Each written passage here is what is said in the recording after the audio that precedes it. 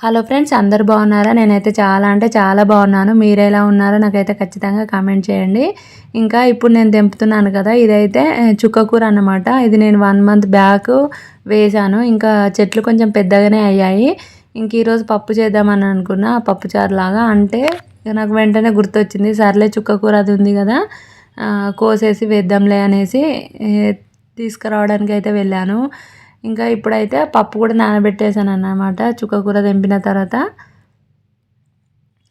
మధ్యాహ్నం ఎప్పుడో తోమిన అనమాట, అంట్లు కడిగేసి పెట్టేసుకున్నాను. ఇంకా అవి ఆరిపోయినాయి.